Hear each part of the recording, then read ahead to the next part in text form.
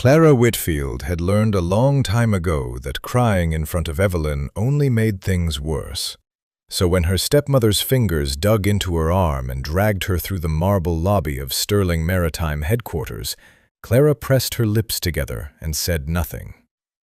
The elevator ride to the 40th floor took 43 seconds.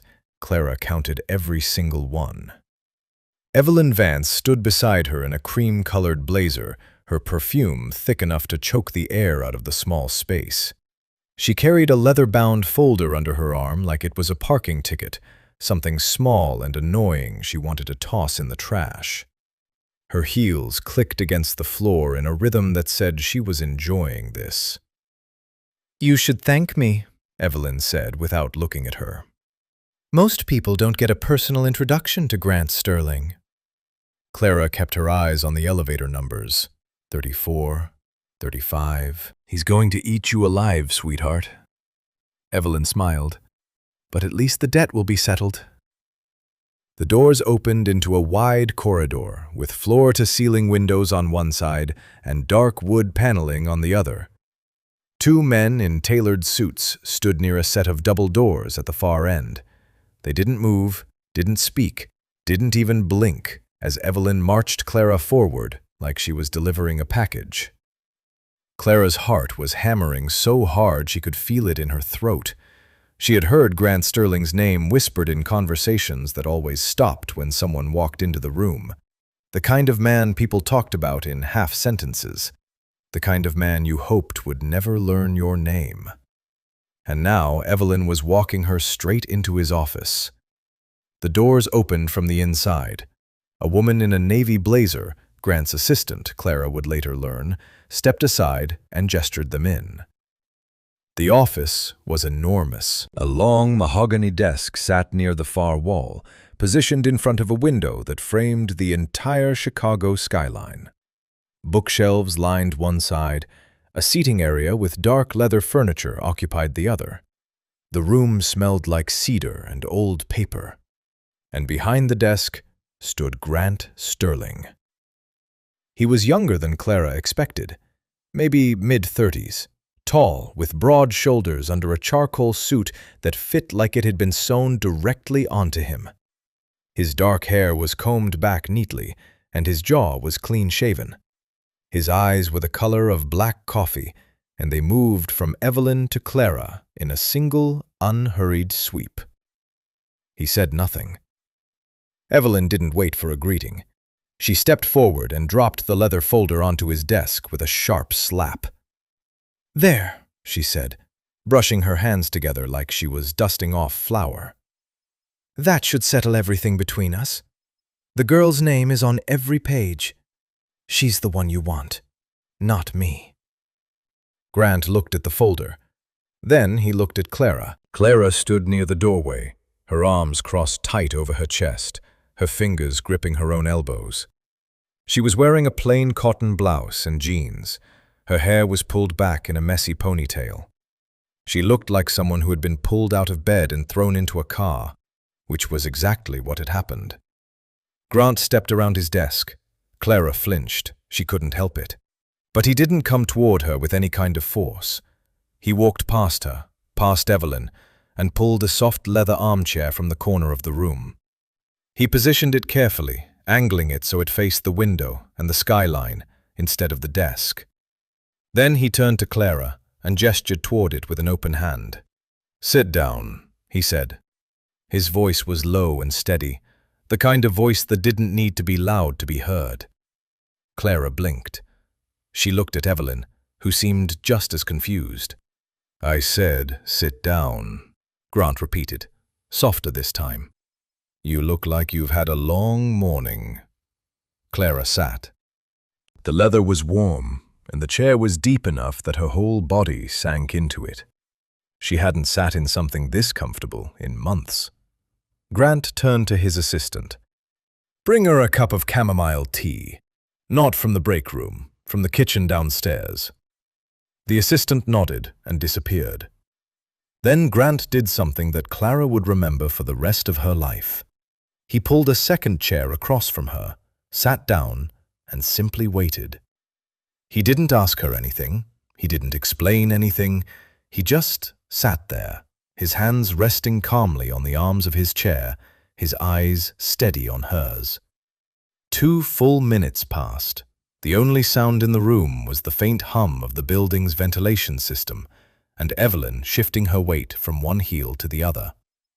By the time the tea arrived, Clara's hands had stopped shaking. Evelyn cleared her throat. "So, are we done here?" The folder explains everything. She handled the accounts, she made the transfers, "Mrs. Vance." Grant's voice cut through the room like a cold wind. He still hadn't looked at Evelyn. "My assistant will escort you to the lobby. Your car is waiting." Evelyn's mouth opened, then closed. Her eyes darted between Grant and Clara. "Excuse me? I brought you what you asked for. The ledger, the records, everything." "And I received them." Grant stood and finally turned to face her. "You may leave." Something shifted in Evelyn's expression. A crack in the confidence, a flicker of something that looked almost like fear. She straightened her blazer, lifted her chin, and walked out without another word. The double doors closed behind her with a soft click. The room went quiet. Grant returned to his chair across from Clara. He picked up the leather folder from his desk on the way and held it loosely in one hand. "Do you know what's in here?" he asked. Clara shook her head. "She never told me. She just said I owed someone a debt and she was taking me to pay it." Grant opened the folder. He flipped past the first few pages, scanning them quickly. Then he turned the folder around and held it out so Clara could see. It was a set of financial records, account numbers, transfer dates, dollar amounts, all neatly organized in rows and columns. Clara's name appeared on nearly every page. Her signature sat at the bottom of 6 different liability agreements. "These are fraud records," Grant said calmly. "Specifically, they document a series of unauthorized transfers made through my company's freight operations over the past 18 months. Millions of dollars moved through shell accounts and buried under fake invoicing." Clara felt the blood drain from her face. I've never even seen these documents before." "I know," Grant said. She looked up at him. "I've known about these records for 2 months," he continued. "I've had my forensic team tracking every transfer, every account, every signature. And I can tell you right now, Clara, your stepmother didn't bring you here to settle a debt." He closed the folder and set it on the table between them. "She brought you here to take the fall for hers." Clara stared at him, the tea growing cold between her fingers, and for the first time in years, she realized that someone had just stepped between her and the fire, instead of pushing her into it. Clara didn't sleep that night. She lay on the couch in the guest suite of Sterling Maritime's corporate residence floor, staring at the ceiling and replaying every word Grant had said. Her stepmother had framed her. That part she could almost believe. Evelyn had never treated her like family, only like furniture that occasionally needed to be moved out of the way. But the scale of it, millions of dollars routed through fake invoices with her name stamped across every page, that was something else entirely.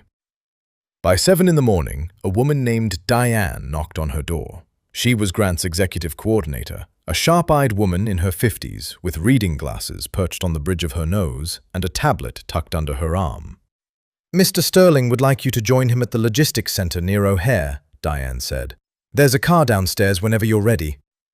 Clara wanted to ask why. She wanted to ask 100 things. But she had learned something important yesterday. Grant Sterling gave answers on his own schedule, and pushing him only made him go quieter. The drive took 40 minutes through morning traffic. The logistics center sat inside a sprawling industrial park surrounded by chain-link fencing and security checkpoints. From the outside, it looked like any other warehouse complex. Gray walls, loading docks, trucks lined up in neat rows. But once Clara stepped through the main entrance, the illusion fell apart. The interior was a full-scale surveillance and audit hub. Screens covered an entire wall, each one displaying live feeds from shipping ports, freight yards, and warehouse floors across the Midwest. A team of analysts sat at long desks, toggling between databases and communication channels. The hum of servers filled the background like a low, electric heartbeat. Grant was already there, standing near a glass-walled conference room in the back corner. He wore a dark navy suit today, sleeves rolled to his forearms, and he was leaning over a table covered in printed spreadsheets and shipping manifests. He looked up when Clara walked in. "Good, come here." She crossed the floor, aware of the sideways glances from the analysts. She was an outsider in every sense of the word, and everyone in the room knew it. Grant slid a printed copy of the ledger across the table. It was the same document Evelyn had dropped on his desk the day before, but this version had been annotated in red ink. Dates were circled, account numbers were underlined, margin notes filled every available inch of white space. "My forensic team has been going through this line by line since last night," Grant said. "Every entry in this ledger has a digital timestamp. What I need you to do is sit with Marcus," he nodded toward a tall man with wire-rimmed glasses near the far screen, "and cross-reference those timestamps against our real shipping manifests." Clara frowned. "Why me? Your team clearly has the expertise." "Because you spent 3 years working inside your stepmother's accounting firm," Grant said, meeting her eyes. "You know their internal systems better than anyone in this building." He was right, and Clara hated that he was right. She had worked at Evelyn's firm straight out of college. It was supposed to be a stepping stone, a way to build her resume while she figured out her next move. Instead, it had turned into 3 years of long hours, minimal credit, and Evelyn reminding her at every holiday dinner that she should be grateful for the opportunity. Clara sat down beside Marcus and pulled the ledger closer. The work was tedious, but familiar. Each entry in the ledger corresponded to a shipment, a container of goods moving through one of Sterling Maritime's freight routes. The timestamps told her when each financial transaction was logged. The shipping manifests told her when the actual cargo moved. If the two matched, the transaction was legitimate. If they didn't, someone had created a paper trail after the fact. Within the first hour, Clara found 7 entries where the financial timestamp preceded the shipping date by weeks. Money had been moved before the cargo even existed. "That's ghost invoicing," Marcus said, leaning back in his chair. "Someone billed for shipments that hadn't happened yet, pocketed the payments, and then buried the records." Clara nodded, but something else had caught her attention. She pointed to a string of alphanumeric codes embedded in the ledger entries. They looked random at first glance, just part of the formatting. But Clara recognized them. "These are internal routing codes," she said quietly. "We used them at Evelyn's firm to tag inter-office transfers. They're not standard. Every firm creates their own system, and this one matches the format I use to process daily." Marcus looked at her, then at the screen, then back at her. "You're saying these entries were created inside your stepmother's firm?" "I'm saying whoever built this ledger had direct access to Evelyn's accounting software. These codes aren't something you can guess or copy from the outside. You'd need login credentials and working knowledge of the system's back end." Grant had been listening from across the room. He walked over and stood behind Clara's chair, reading the screen over her shoulder. "So the framing wasn't outsourced," he said. "It was done in-house," Clara confirmed. "Someone at Evelyn's firm, maybe Evelyn herself, built these fake entries using their own system and tagged them with my credentials to make it look like I was the one processing the transfers." The room went still for a moment. Marcus removed his glasses and rubbed his eyes. Grant straightened up and folded his arms. "There's something else," Clara said. She pulled up a second set of entries, ones she had flagged but hadn't mentioned yet. "These ghost invoices don't just create a trail against me. They also wipe out a matching set of liabilities on Evelyn's side. Every fake shipment that gets billed to your company simultaneously reduces a corresponding debt in her books." Grant's expression didn't change, but his jaw tightened by a fraction. She was using my freight routes to erase her own losses. And using me as the name on the paperwork so that if anyone came looking, the trail would end at my desk instead of hers. Marcus let out a slow breath. That's not just fraud, that's a full-scale corporate setup. Grant turned away from the screen and looked out through the glass wall at the rows of analysts working beyond. He was quiet for a long time. When he finally spoke, his voice was calm, but there was an edge beneath it that Clara hadn't heard before. Pull everything, every timestamp, every routing code, every mismatched manifest. I want a complete reconstruction of every transaction she touched. He looked at Clara. And I want you leading the review. Clara held his gaze. 24 hours ago, she had been dragged into this man's office like a piece of collateral. Now he was handing her the keys to unravel the very scheme that was supposed to destroy her. She pulled the keyboard closer and got to work. The call came at 6 in the morning. Clara was still at the logistics center, her eyes burning from 12 straight hours of cross-referencing ledger entries, when Diane appeared at the glass door of the conference room with a phone pressed to her ear and a look on her face that said something had shifted. "We need to move you," Diane said, lowering the phone. "Now." Clara looked up from the screen. "Move me where?" "Somewhere that doesn't have your name attached to it." Diane set a small duffel bag on the table. "Mr. Sterling's instructions. There's a car waiting at the east loading dock. Pack whatever you brought, leave the rest." Clara didn't argue. She had learned enough in the last 2 days to understand that when Grant Sterling's people moved fast, there was a reason. She grabbed her jacket, her phone, and the printed stack of flagged entries she had been annotating by hand, and followed Diane through a service corridor she hadn't known existed. The car was a black SUV with tinted windows and a driver who didn't introduce himself.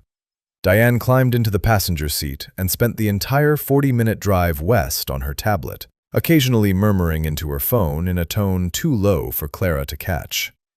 They arrived in Naperville just after 7. The neighborhood was the kind Clara had only ever driven past. Wide streets lined with mature oaks, manicured lawns behind iron fences, houses that sat far enough back from the road to feel like they existed in a different world. The SUV turned through a gated entrance, rolled down a long gravel driveway, and stopped in front of a 2-story stone residence with ivy climbing one side and a covered porch that wrapped around the front.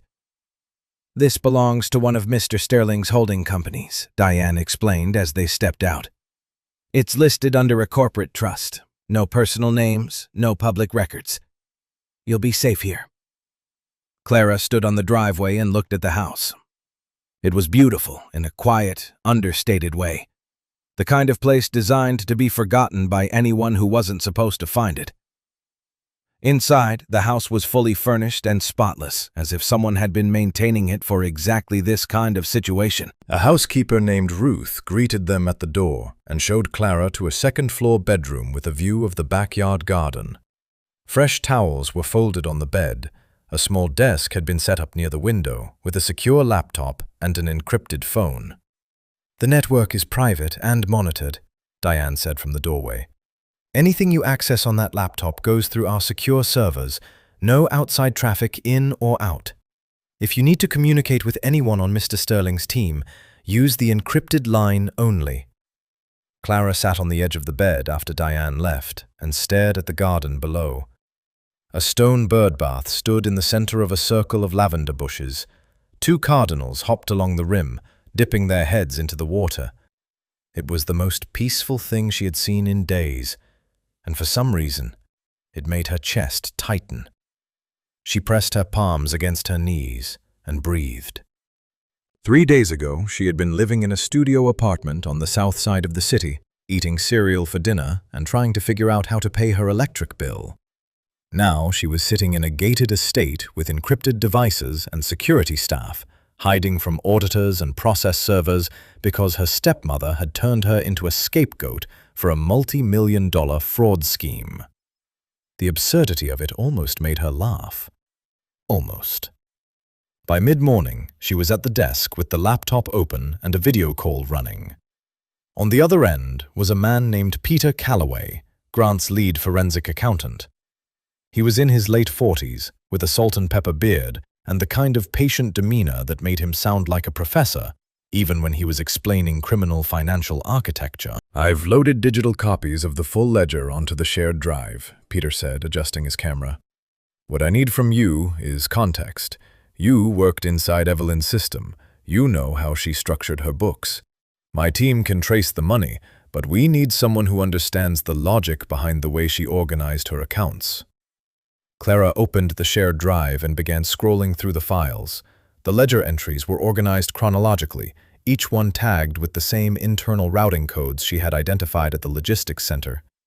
But as she moved deeper into the records, she started noticing something she hadn't seen before. "Peter, look at this cluster here." She highlighted a group of transactions from 14 months ago. "These entries are formatted differently from the others. The routing codes match Evelyn's system, but the destination accounts are tagged with a secondary identifier I don't recognize." Peter leaned closer to his screen. "That's an offshore banking prefix. Cayman Islands, if I'm reading it right." Clara's stomach dropped. She kept scrolling. The same prefix appeared again and again, embedded in dozens of transactions spread across the past year. Each one routed funds from Sterling Maritime's freight accounts through Evelyn's firm and out into an unregistered offshore account. "Can you trace the ownership?" Clara asked. Peter was already typing. "Give me a minute." His keyboard clattered for 30 seconds, then he stopped. He pulled off his glasses, cleaned them slowly on his shirt, and put them back on. "The account is registered under a shell corporation called Meridian Coastal Holdings," he said, "and the sole listed beneficiary is Evelyn Vance."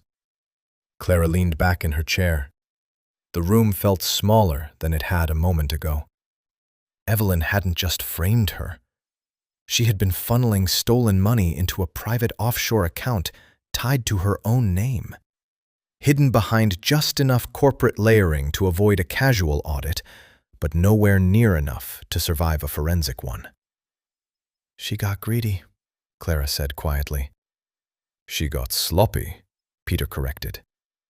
"Greedy people can hide for years if they're careful. Your stepmother stopped being careful about 14 months ago. That's when the volume of transfers doubled and the offshore routing became a pattern instead of an exception." Clara stared at the screen. Every line of data was another brick in the wall being built around Evelyn. And the strangest part was that Evelyn had handed the blueprint directly to the one person capable of tearing the whole thing apart. She picked up the encrypted phone and dialed the only number saved in its contacts. Grant answered on the second ring. "I found something," Clara said. "Evelyn has an offshore account. It's tied to a shell company registered in the Caymans. Peter confirmed the link. Every dollar she stole from your freight operations went straight into it." There was a pause on the other end. Then Grant's voice came through, steady and measured. "How far back does it go?" "At least 18 months, maybe longer. We're still pulling records." Another pause. "Good work, Clara. Stay on it. I'll come to you tomorrow." The line went quiet. Clara set the phone down and turned back to the laptop. Outside the window, the cardinals were still at the birdbath, unbothered by anything beyond the garden walls. She wished she could say the same. Grant didn't come to Naperville the next day, or the day after that. Instead, on the morning of day 5, Clara received a single message on the encrypted phone. "Monroe Harbor, slip 14, 2 p.m. Come alone." The driver, the same silent man from the first ride, took her into the city through back roads that avoided the expressway entirely. Clara watched the suburbs thin out and give way to the familiar gray sprawl of Chicago's south corridors before the skyline appeared ahead, gleaming under a pale afternoon sun. Monroe Harbor sat along the lakefront just south of Grant Park. Clara had walked past it a dozen times over the years, but had never set foot on the docks. The marina was reserved for a kind of life she had only seen from a distance: long white hulls bobbing gently against wooden piers, polished brass fittings catching the light, names painted in gold script across transoms. Slip 14 held a 60-foot yacht with a dark navy hull and no visible name. A crew member in a white polo stood at the gangway and nodded when Clara approached. "He's on the upper deck," the man said, stepping aside. Clara climbed aboard. The interior was sleek and minimal. Teak flooring, cream-colored upholstery, narrow windows that let in slats of lake light. She found a staircase near the back and followed it up to an open deck shielded by a canvas canopy. Grant was sitting at a round table with a laptop open in front of him and a cup of coffee going cold beside it. He was wearing a dark sweater instead of his usual suit, and for the first time since she had met him, he looked like someone who hadn't slept well. He looked up when she stepped onto the deck. "Sit." Clara sat across from him. The boat rocked gently beneath her, and the sound of water lapping against the hull filled the silence between them. "I brought you here because this conversation can't happen on land," Grant said. "My offices are clean, but I can't say the same for the streets around them. Evelyn's associates have hired private corporate enforcement contractors to monitor my movements. They've been parked outside Sterling Tower for 2 days. Clara felt a chill that had nothing to do with the lake breeze. "Corporate enforcers? For what?" "Pressure, intimidation. They want to know what I know and how fast I'm moving." Grant closed the laptop and pushed it aside. "Your stepmother is more connected than I initially gave her credit for. She has partners, silent ones, who have a financial stake in making sure this fraud stays buried." Clara processed that slowly. She had always known Evelyn was calculating, but the idea of her operating inside some kind of network felt like a different category entirely. Grant reached into a leather portfolio beside his chair and pulled out a thin stack of documents. He placed them on the table between them and turned the first page so Clara could read it. It was a loan agreement, a big one. The principal amount listed at the top was $14 million, issued through a private lending group Clara had never heard of. The borrower's name was Meridian Coastal Holdings, Evelyn's shell company. The terms were aggressive, with quarterly interest payments and a 5-year maturity window. But it was the guarantor line at the bottom of the second page that made Clara's breath catch. Her name. Her signature. Right there, in ink, at the bottom of a $14 million liability contract. "That's not my signature," Clara said immediately. Her voice came out sharper than she intended. "I have never seen this document. I have never heard of this lending group. I didn't sign anything." "I know," Grant said. He turned to the third page. "Look at the notarization stamp." Clara leaned in. The stamp listed a notary public registered in Cook County with a date from 11 months ago. Below it was a witness signature, and the name written there made Clara's hands go cold. It was Evelyn's. "Your stepmother signed as the witness to your forged signature," Grant said. "She notarized a fraudulent guarantee using a notary she controls, and she listed herself as the verifying party. That means she didn't just know about the forgery. She executed it personally." Clara stared at the page. The signature at the bottom looked close to hers. The slant was right, the proportions were similar, but the pressure was wrong. Clara always pressed hard when she signed. It was a habit from years of filling out carbon copy forms at Evelyn's firm. This signature was light, almost floating on the surface of the paper. Whoever had copied it had studied the shape, but missed the weight behind it. "She put me on a $14 million loan," Clara said, almost to herself. "If this went to collections, if the lending group came after the guarantor—" "They would come after you," Grant finished. "Your credit, your assets, your future. Everything." Clara sat back in her chair and looked out over the lake. The water stretched flat and silver all the way to the horizon. A few sailboats tilted in the distance, their white sails bright against the gray sky. "Why?" Clara asked. "She already framed me with the ledger. She already routed the money offshore. Why add a forged loan on top of everything else? Grant picked up his coffee, looked at it, and set it back down without drinking. Because the ledger was designed to protect her from my company. The loan was designed to destroy you personally. If the fraud ever unraveled and someone came looking for answers, Evelyn needed you to be so financially buried that no one would believe a word you said. A woman drowning in $14 million of debt doesn't make a credible witness. The logic of it settled over Clara like a weight pressing down on her shoulders. Every piece of Evelyn's scheme had a purpose. The fake entries cleared Evelyn's books. The offshore account stored the stolen funds. The forged signature on the loan guaranteed that Clara would be the one left holding the wreckage if anything collapsed. It was layered, deliberate, and deeply personal. She thought of everything, Clara said. Grant looked at her across the table. Almost everything. She didn't think you'd end up sitting across from me, and she definitely didn't think you'd be the one reading the evidence instead of being buried by it. Clara met his gaze. There was something steady in his expression, something that had been there since the first moment in his office, a quiet certainty that never wavered, never rushed, never performed. "So what's next?" she asked. Grant pulled the laptop back toward him and opened it.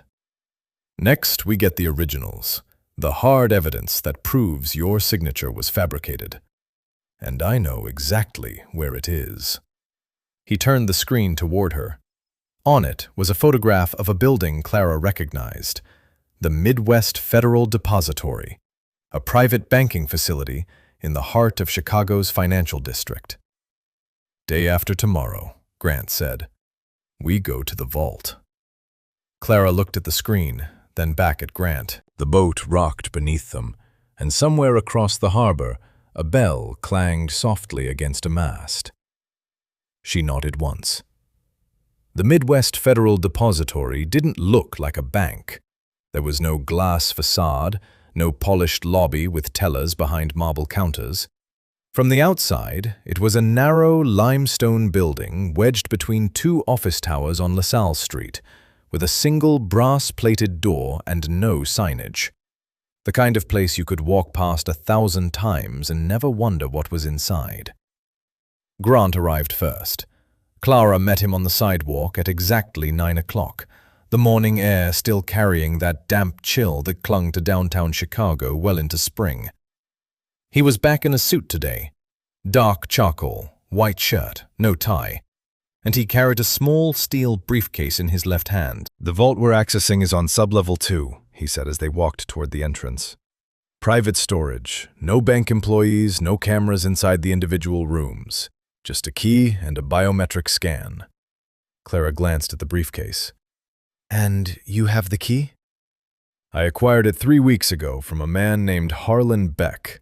He was a middleman in the original ledger trade, the person who physically moved the documents between Evelyn's firm and the lending group that issued the fraudulent loan. When my team traced the paper trail back to him, he cooperated quickly."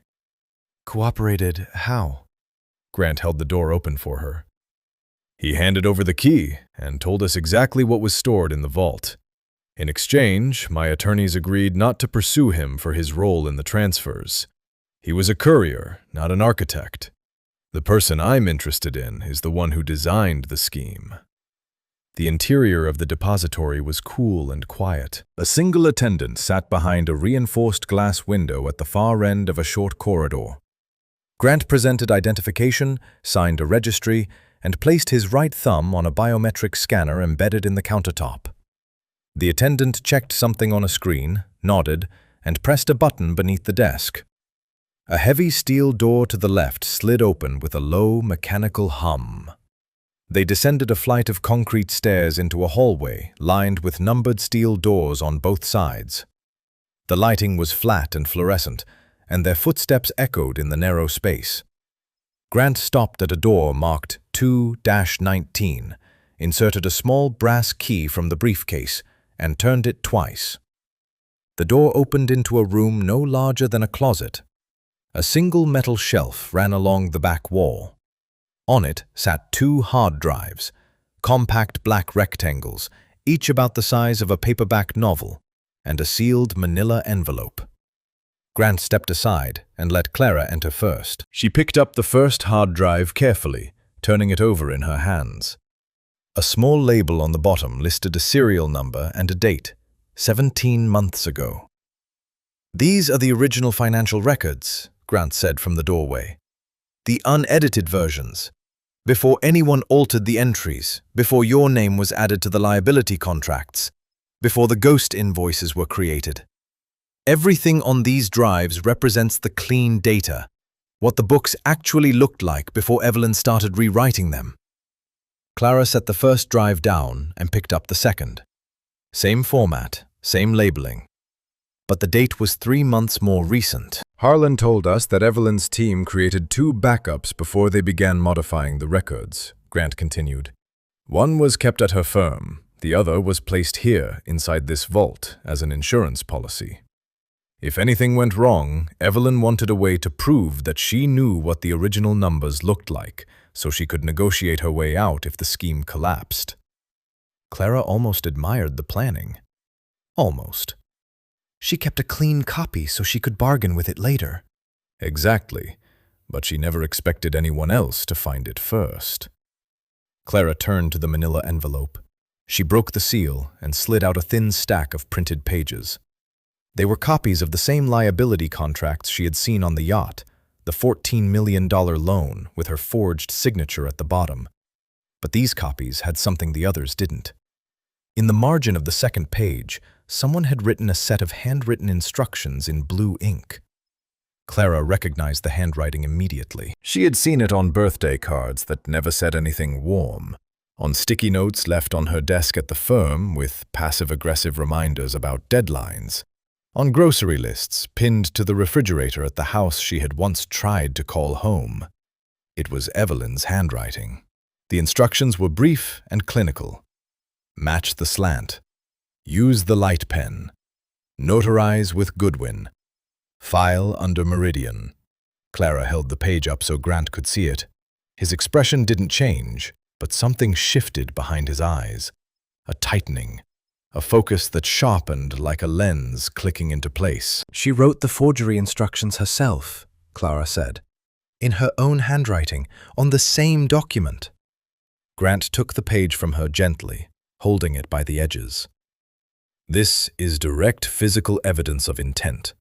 The hard drives prove the records were altered. This note proves who gave the order and how they wanted it done." Clara leaned against the metal shelf and let out a breath she didn't realize she had been holding. For days, the case against Evelyn had been building, in spreadsheets and timestamps and offshore routing codes. All of it digital, all of it requiring interpretation. But this was different. This was ink on paper, written by Evelyn's own hand, laying out the mechanics of a forgery designed to ruin her stepdaughter's life. There was no ambiguity left. "We need to get these to Peter," Clara said. "He can run the hard drives against the modified ledger and produce a side-by-side comparison. Every altered entry, every inserted name, every fabricated invoice, it'll all be visible." Grant nodded. He placed the hard drives and the envelope into the steel briefcase and locked it.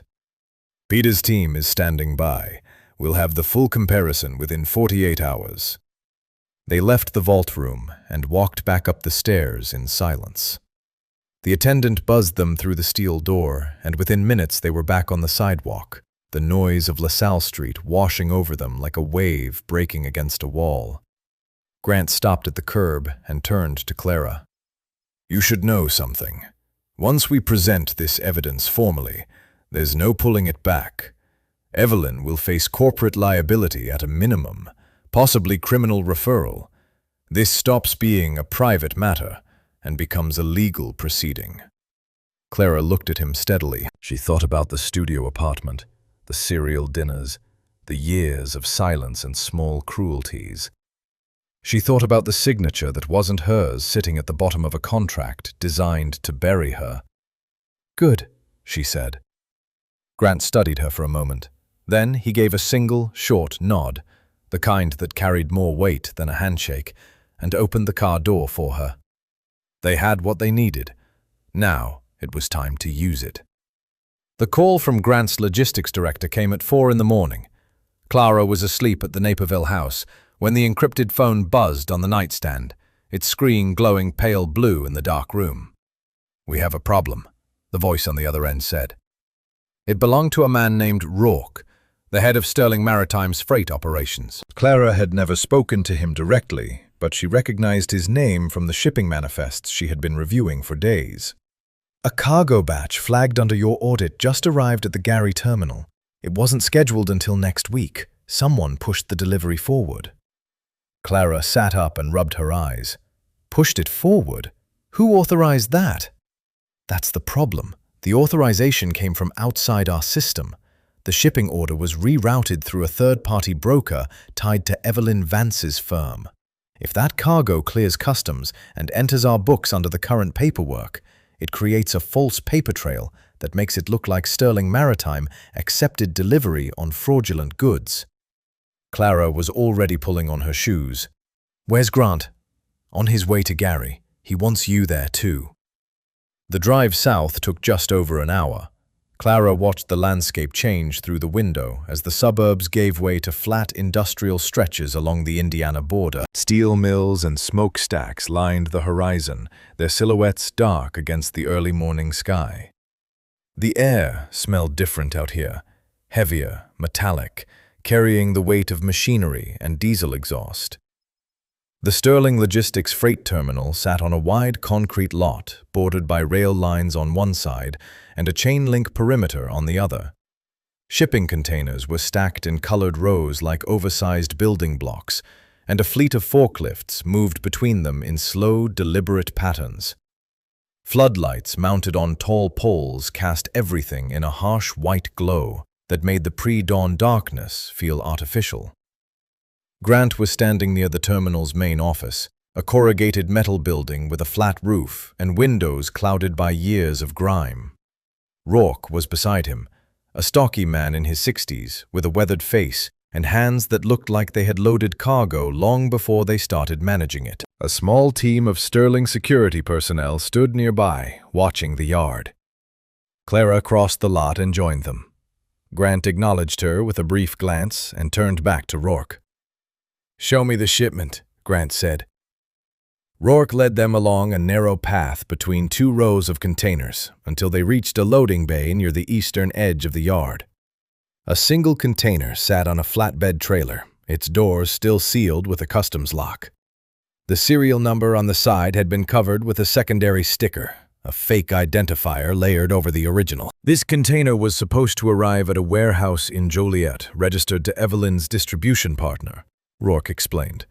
Instead, the broker rerouted it here with forged delivery instructions that list Sterling Maritime as the receiving party. If we accept delivery and log it into our system, the bills of lading will show that we took possession of goods tied to the fraudulent invoicing scheme. Clara looked at the container. It was just a steel box sitting on a trailer, but the paperwork attached to it had the potential to undo weeks of careful work. If Sterling Maritime's name appeared on the receiving end of this shipment, Evelyn's lawyers could argue that Grant's company had knowingly participated in the transfers. The entire case could be flipped. "She's trying to contaminate your records," Clara said, turning to Grant. "If this shipment gets logged, it muddies the clean evidence we pulled from the vault. Your manifests would show a connection to her distribution network, and she could use that to claim Sterling was complicit." Grant folded his arms and stared at the container. His jaw was set tight, and the muscles in his neck were tense in a way Clara hadn't seen before. He was angry, she realized. Quietly, deeply angry. The kind that didn't surface in shouting or sharp words, but settled into the body like concrete hardening. "Rourke," Grant said evenly, "what's the status of the customs seal?" "Still intact. We haven't touched it. The moment my team flagged the irregular routing, I ordered a hold on all processing. Nothing has been scanned, signed, or entered into our system." "Good. Keep it that way." Grant pulled out his phone and dialed. "Peter, I need you to pull the original bills of lading for container series 774.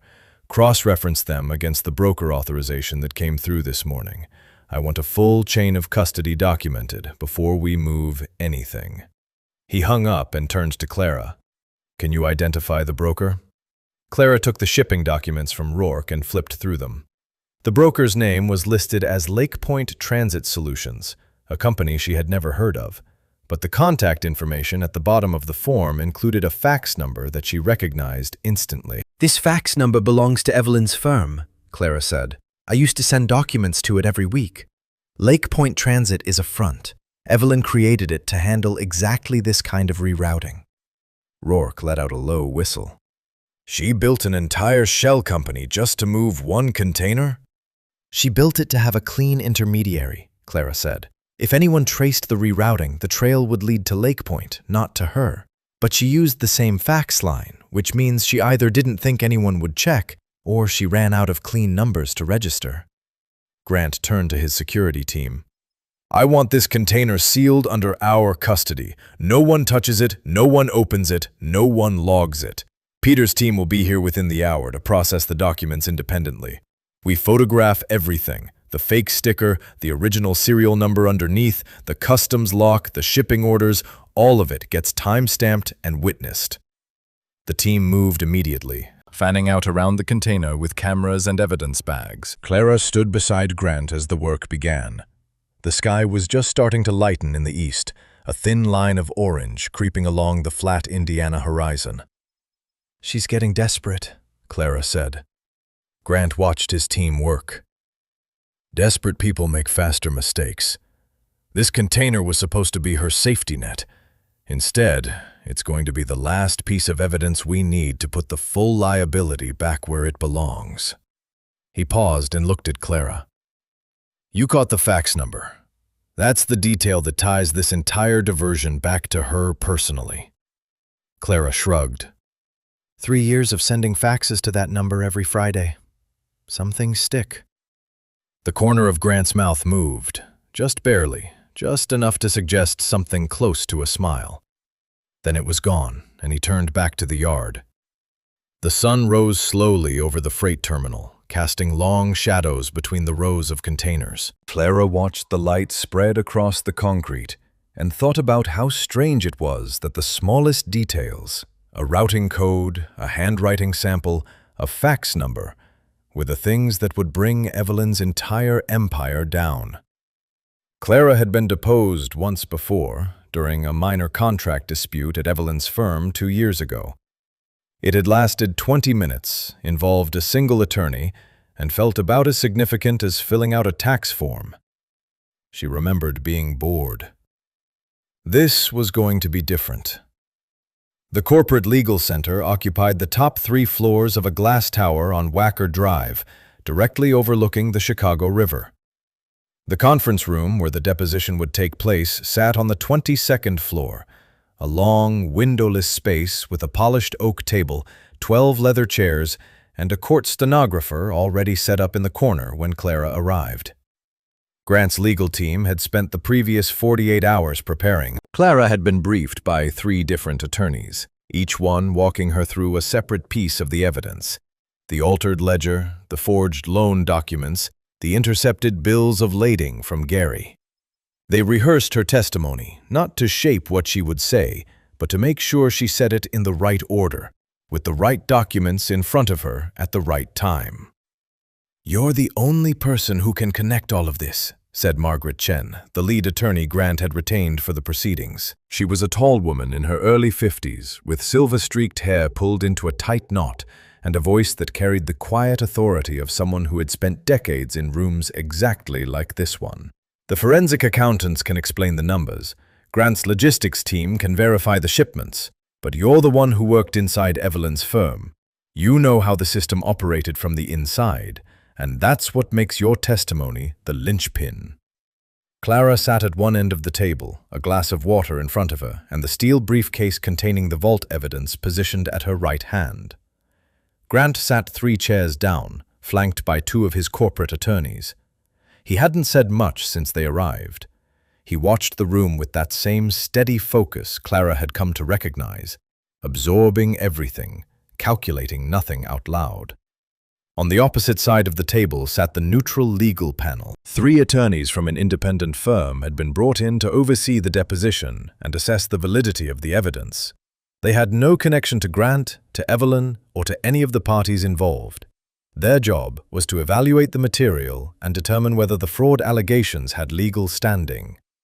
The lead neutral attorney was a man named David Sato, a corporate litigation specialist with a reputation for being thorough to the point of exhaustion.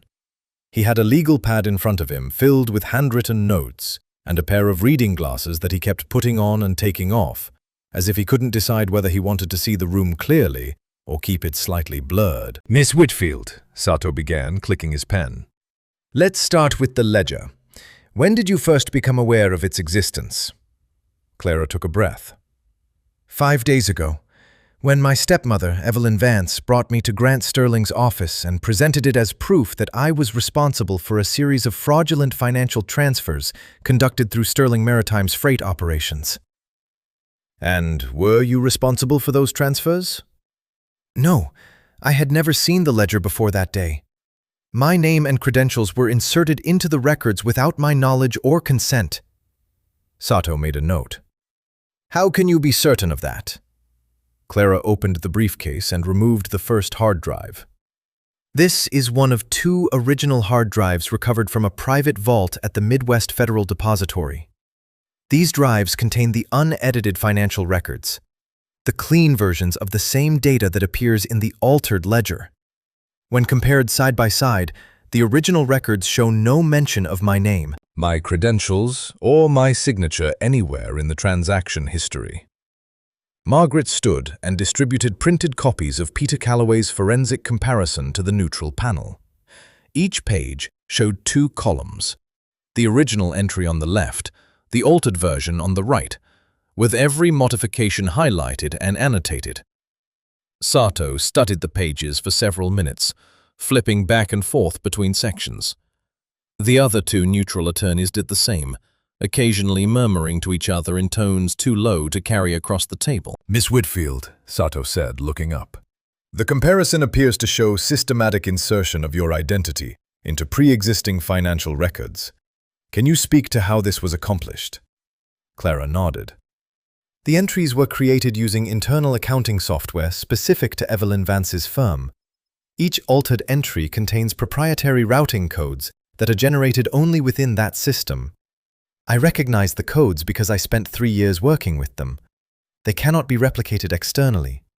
Whoever modified the records had direct access to the firm's back end, login credentials, administrative permissions, and working knowledge of the code structure. She then produced the manila envelope from the vault. She slid out the loan documents with Evelyn's handwritten forgery instructions in the margin and placed them on the table. This document is a copy of a $14 million loan agreement issued through a private lending group. My signature appears as the guarantor, but it was forged. The handwritten instructions in the margin, written by Evelyn Vance, detail exactly how the forgery was to be executed. The notarization was performed by a notary she controlled, and she signed as the witness herself. The room went very quiet. Sato picked up the document and examined the handwriting closely. He passed it to his colleagues without comment. Clara continued. Additionally, 2 days ago, a cargo shipment was rerouted to Sterling Maritime's freight terminal in Gary, Indiana, using forged delivery instructions issued through a shell company called Lake Point Transit Solutions.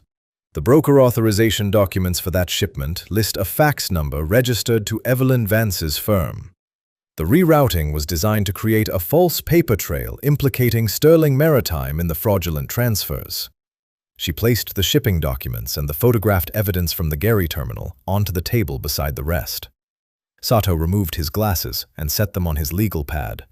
He looked at the stack of evidence in front of him, then at Clara, then at Grant.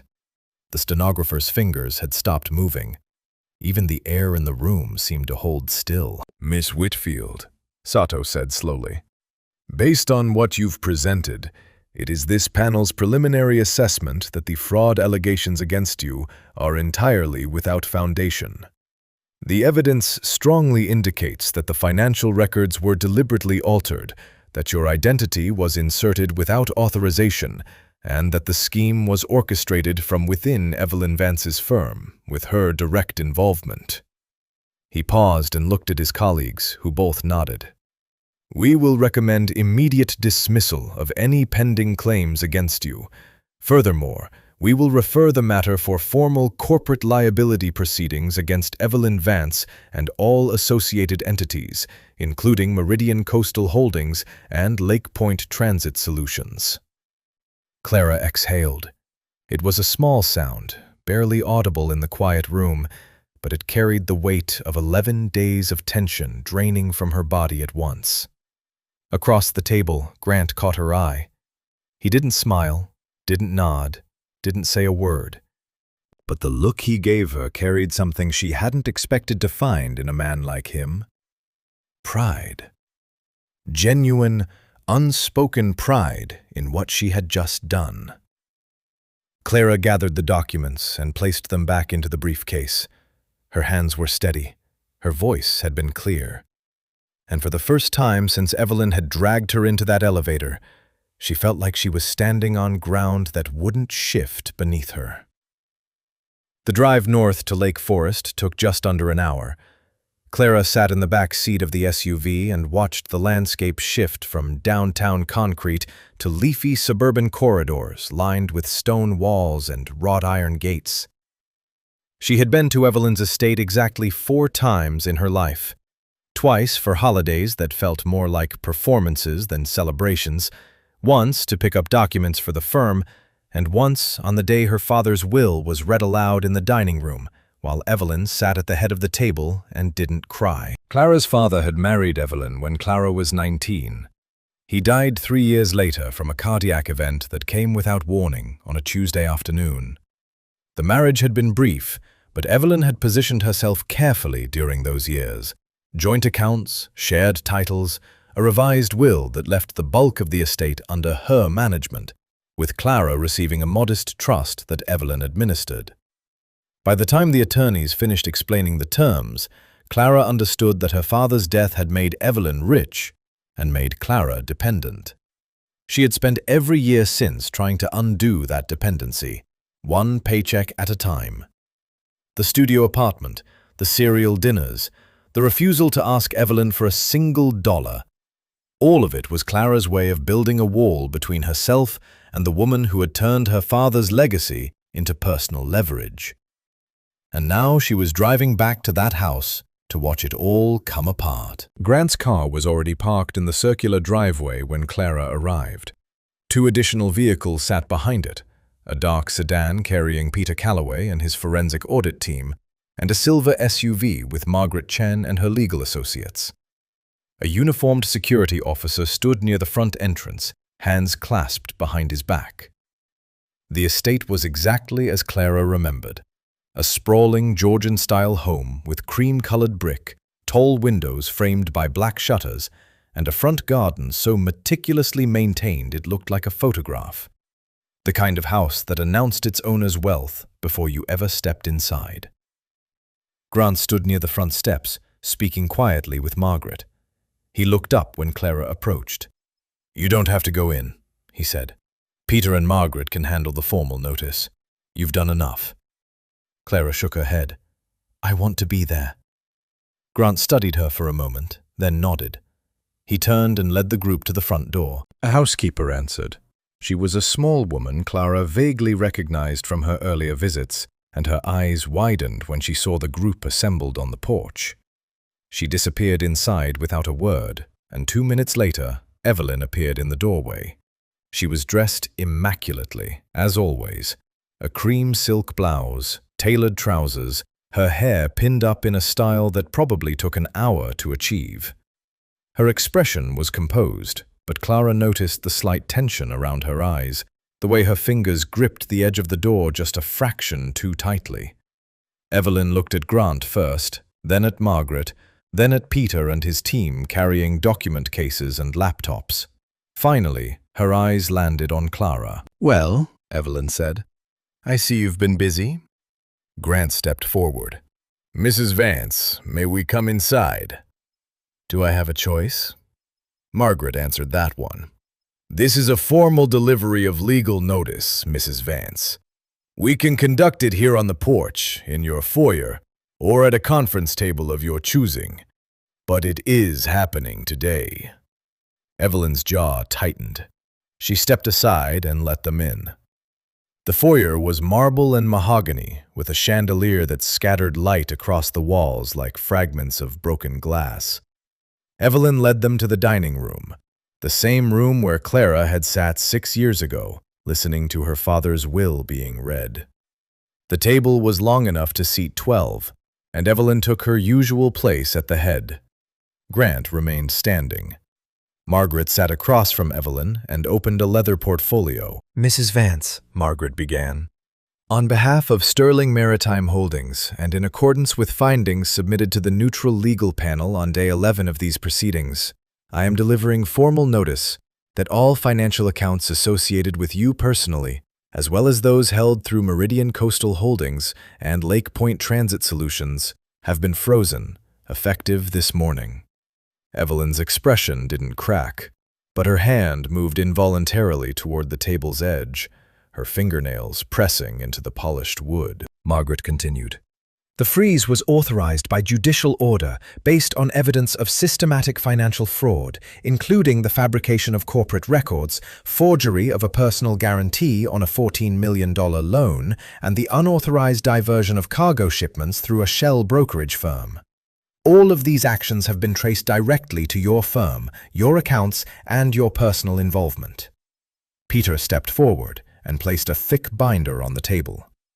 "This contains the full forensic comparison between the original financial records recovered from the Midwest Federal Depository and the altered ledger you delivered to Mr. Sterling's office 13 days ago. Every modification is documented, time-stamped, and cross-referenced against your firm's internal systems." Evelyn didn't touch the binder. She stared at it like it was something foul that had been placed on her dining table without permission. "You also provided handwritten instructions for the forgery of Clara Whitfield's signature," Margaret added, sliding a clear plastic sleeve containing the photographed margin notes across the table. "Your handwriting has been verified by an independent analyst. This document alone constitutes direct evidence of criminal intent." The room was silent. The chandelier above cast a warm glow over the table that felt wrong for the moment. Too soft, too elegant for what was happening beneath it. Evelyn finally spoke. Her voice was controlled, but the edges were fraying. "I built this household.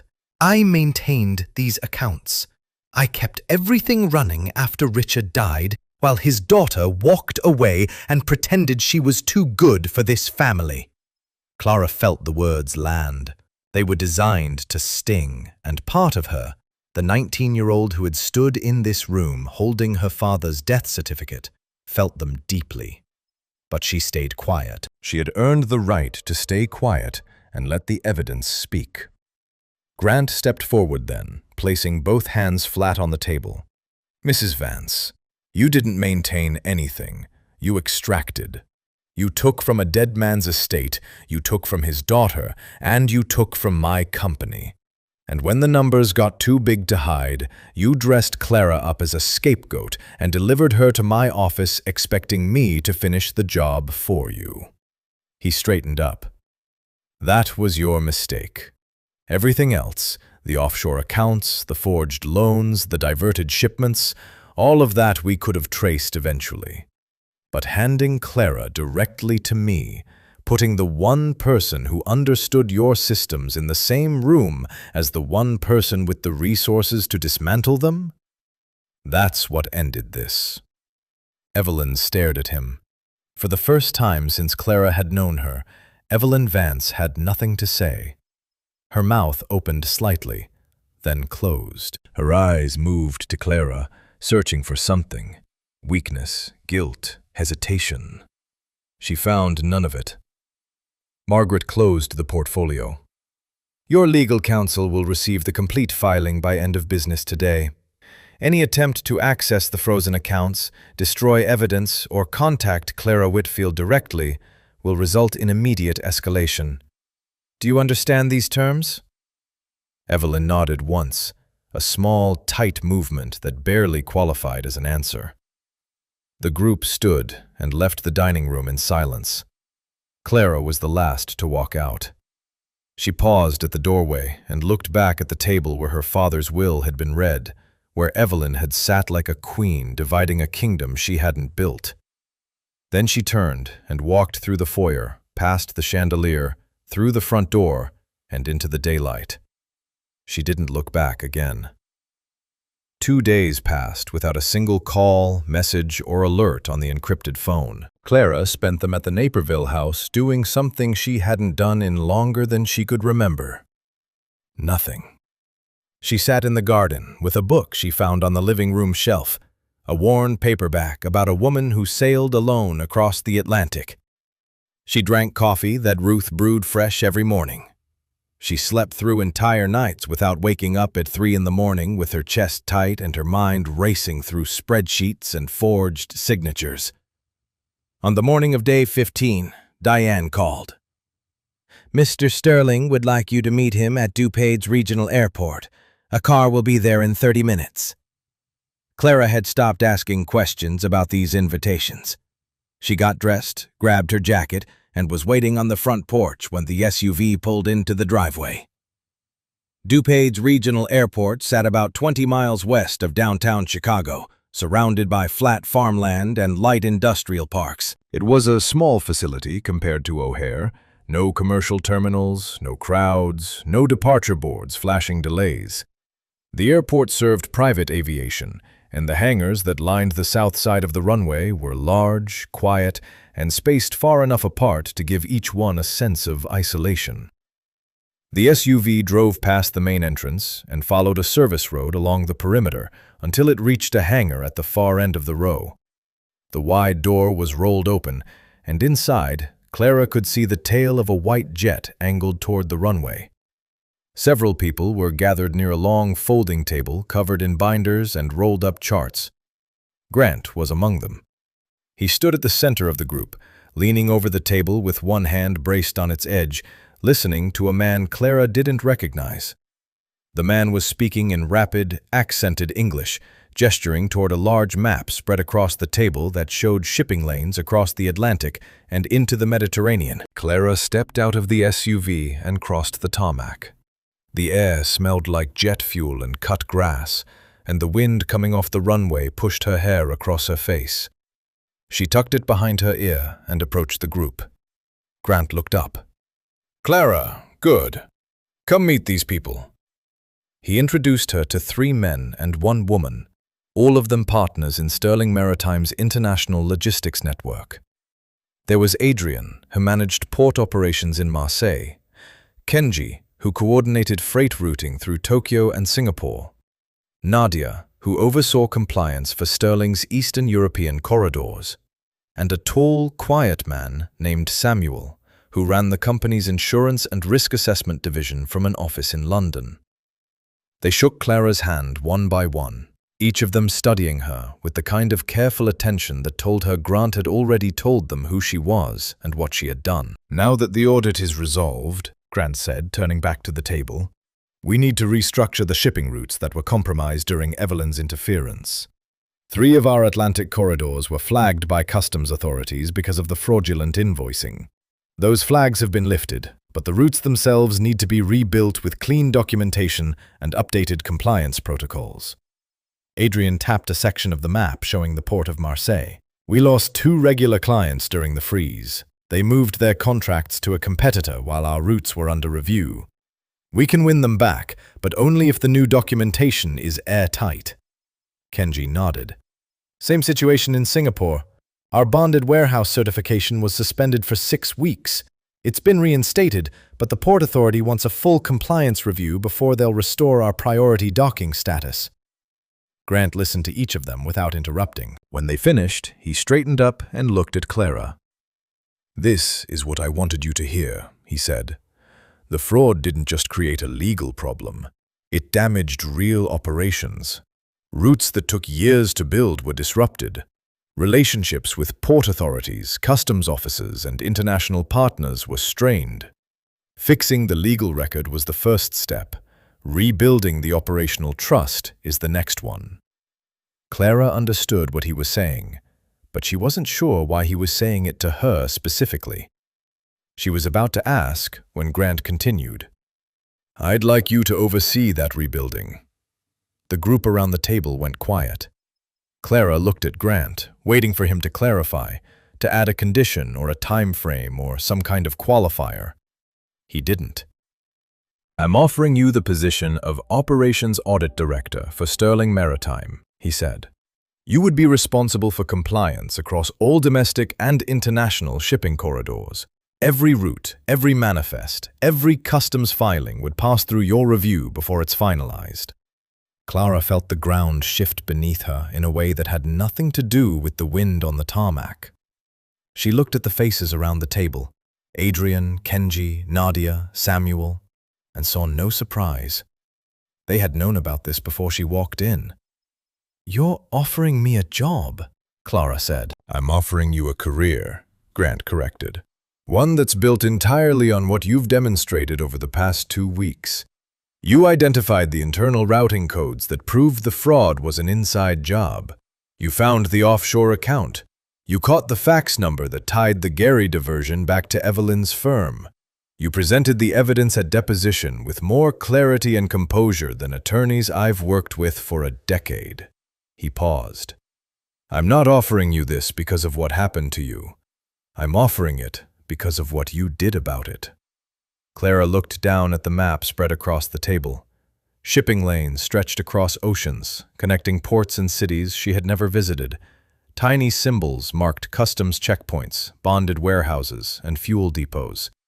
It was an entire world mapped out in ink and paper, and Grant was asking her to help hold it together.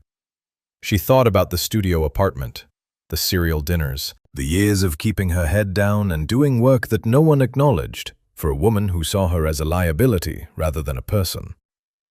"I need to think about it," Clara said. Grant nodded. "Take the time you need. The offer stays open." Nadia caught Clara's eye from across the table and gave her a small, knowing look. The kind of look one woman gives another when she recognizes the weight of a decision that goes beyond a job title. The meeting continued for another hour.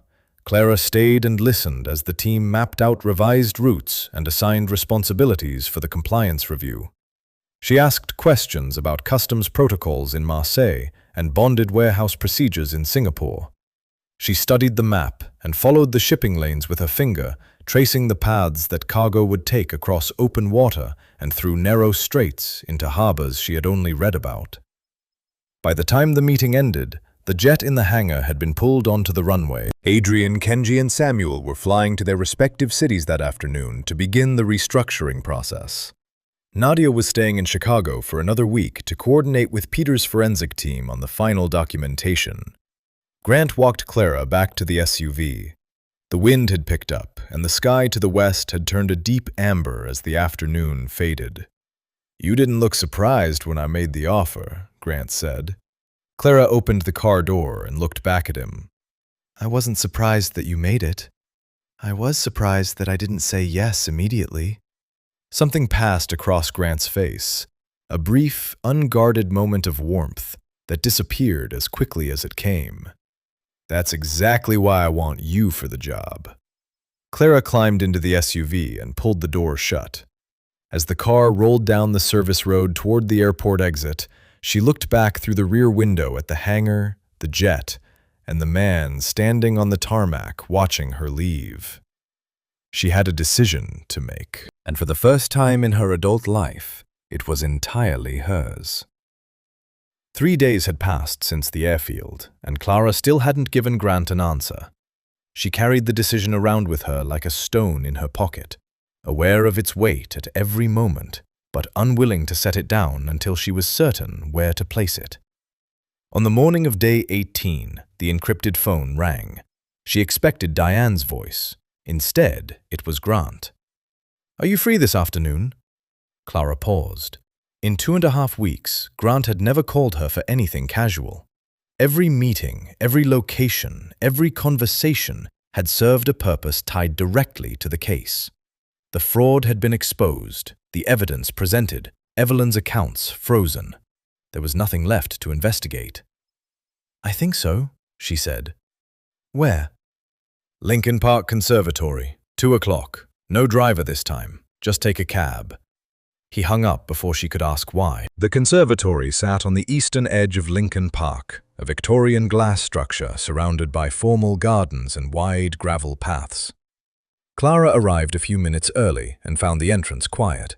A handful of visitors moved slowly through the front rooms, studying orchids and ferns behind the glass walls. The air inside was warm and damp, thick with the smell of wet soil and green leaves. She found Grant in the fern room, standing near a low stone bench beneath a canopy of hanging plants. He was wearing a dark coat over a simple grey shirt. No suit, no briefcase, no laptop.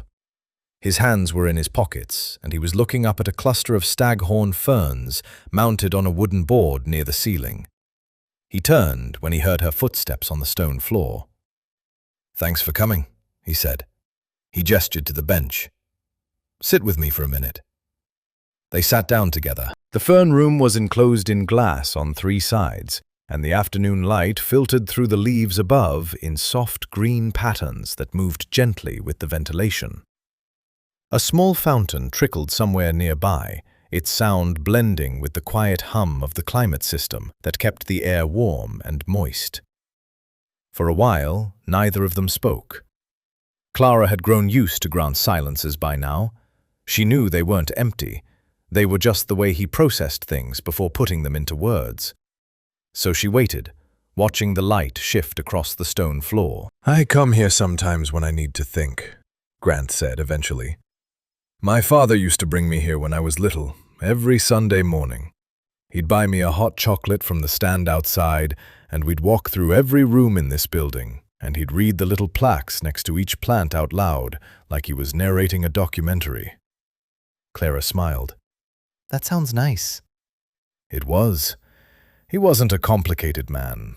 He ran a small shipping company out of a warehouse on the south side. 4 trucks, 6 employees, a lot of handshake deals. He built Sterling Maritime from that. By the time he retired, the company had 200 employees and contracts in 11 countries. Grant leaned forward, resting his elbows on his knees. When he handed the company to me, he said one thing. He said, "Grant, the ships and the money will come and go. The only thing that stays is how you treat people when they're standing in your office with nothing." Clara felt something tighten in her chest. She thought about the first day, the leather chair, the tea, the 2 minutes of silence while her hands stopped shaking.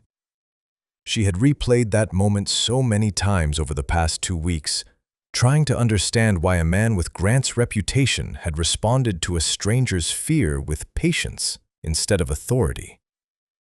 Now she understood. It wasn't strategy. It was inheritance. "I want to tell you something," Grant said, turning to face her. "When Evelyn walked into my office with that folder, I already knew what was in it. My team had been tracking the fraudulent transfers for months. I knew the ledger was fabricated. I knew the money was being routed offshore. I even knew about the forged loan, although I hadn't seen the physical documents yet." He paused. "What I didn't know was you." Clara looked at him. "I didn't know who you were, what you were capable of, or whether you were part of the scheme. For all I knew, Evelyn had sent you in as a distraction, someone to take the attention off herself while she covered her tracks. That was a real possibility, and my legal team advised me to treat you as a potential accomplice until proven otherwise." "But you didn't," Clara said. "No, I didn't." Grant sat back against the bench. "Because when you walked into that room, I saw someone who was afraid, genuinely afraid. And in my experience, people who are running a con don't shake like that. They perform, they explain, they talk too much. You didn't say a single word until I asked you a question. That told me everything I needed to know." Clara let that settle. She had spent so much of the past 18 days focused on the evidence, the logistics, the legal proceedings, that she hadn't stopped to think about what that first moment had looked like from his side of the room. She had been so consumed by her own fear that she hadn't considered the possibility that her silence had been the thing that saved her. "I respect what you did, Clara," Grant continued. "Every step of this, the routing codes, the offshore account, the fax number, the deposition, you handled all of it with a level of composure and intelligence that most people in my organization would struggle to match. You were thrown into a situation designed to destroy you, and you took it apart, piece by piece." He looked at her directly. "I want you to know that whatever you decide about the job, that respect doesn't change. You've earned a place at any table you choose to sit at. If that's mine, I'd be glad to have you. If it's somewhere else, I'll understand." Clara looked at the ferns above them, their fronds curling downward like open hands. The fountain murmured in the background. A couple walked through the far end of the room, their voices low and distant. "Can I ask you something?" Clara said.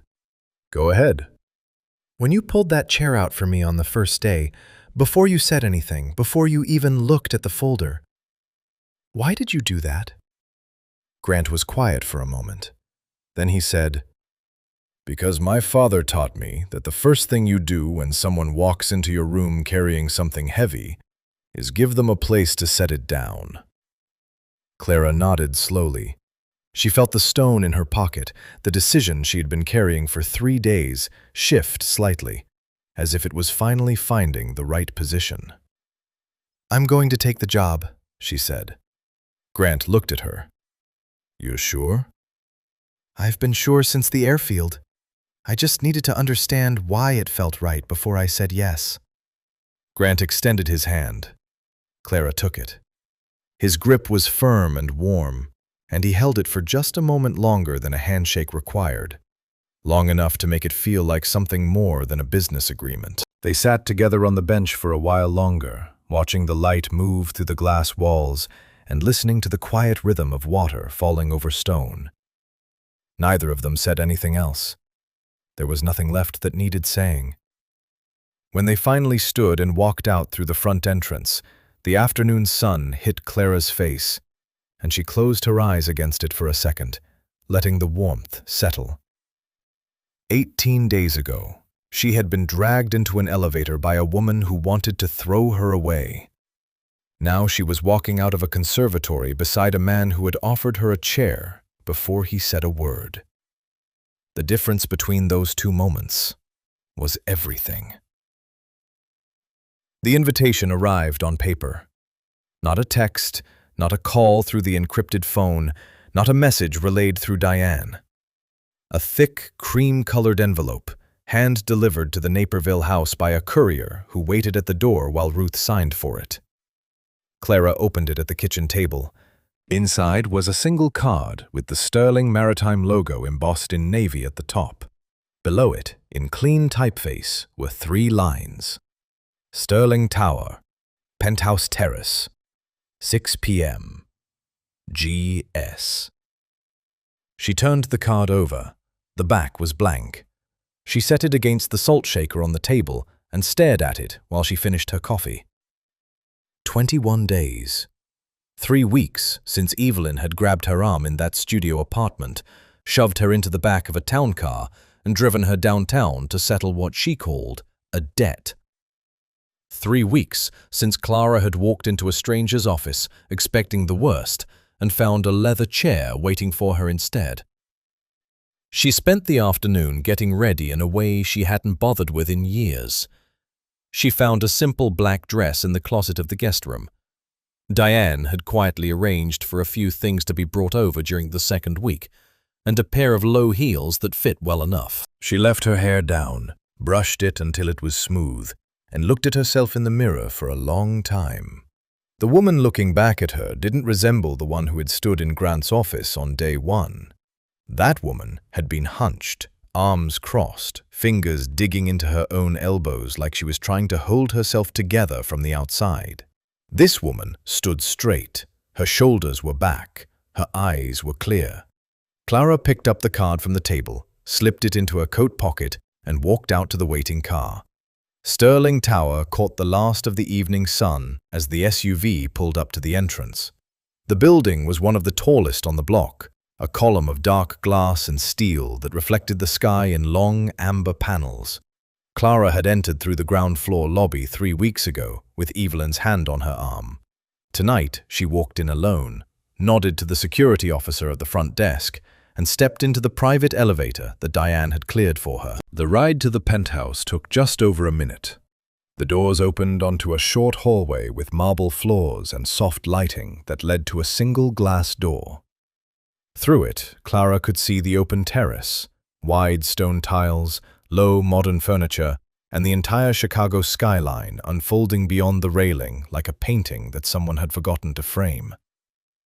Grant was standing near the far edge of the terrace, his back to the door, looking out over the city.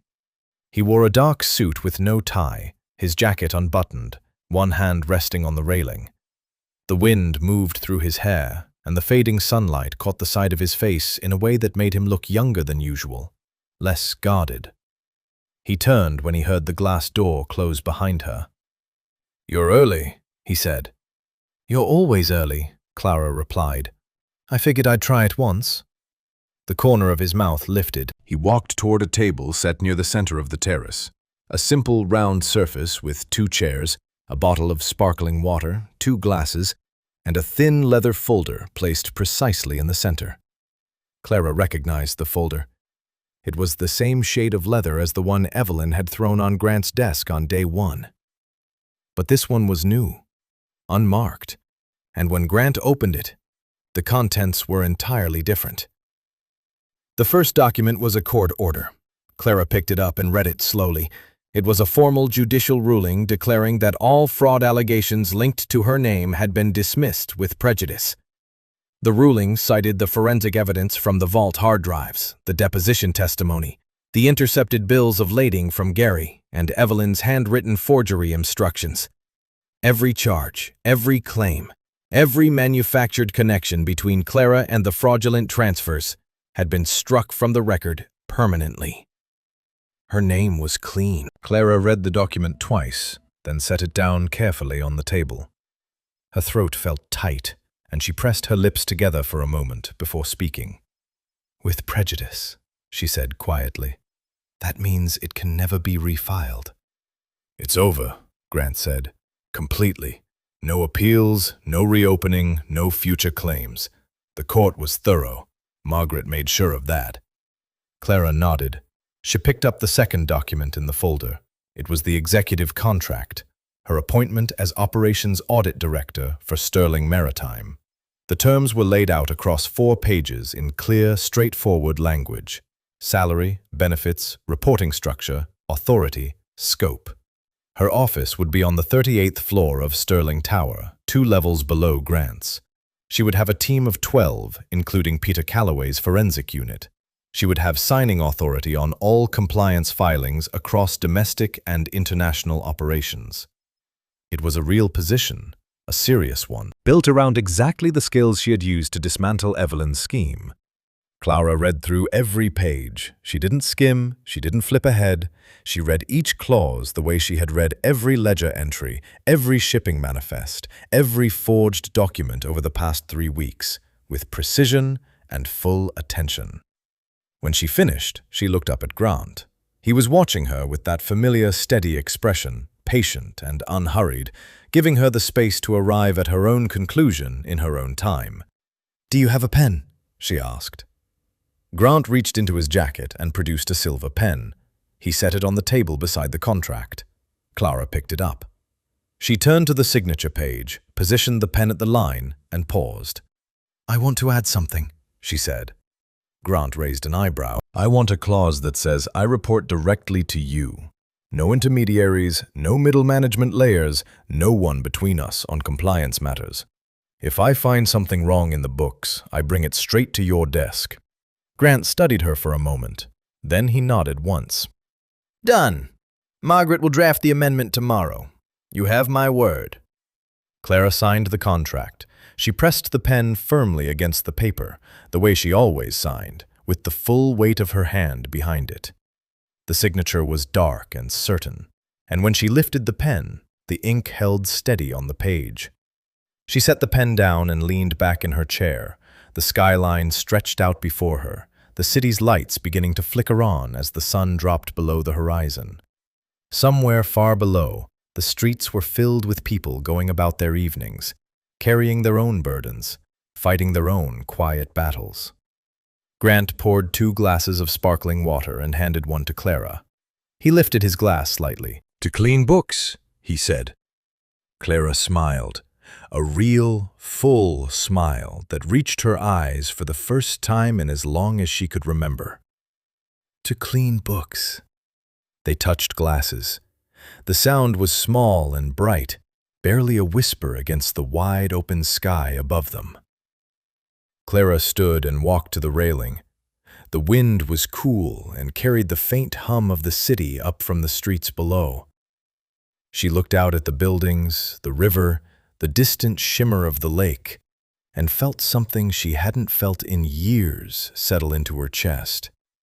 It took her a moment to name it. It was peace. The kind that comes when you stop running from someone else's version of your life and start building your own. She turned back to Grant, who was still sitting at the table, watching her with a look she had come to know well, quiet, steady, certain. "Thank you," she said, "for the chair." Grant held her gaze.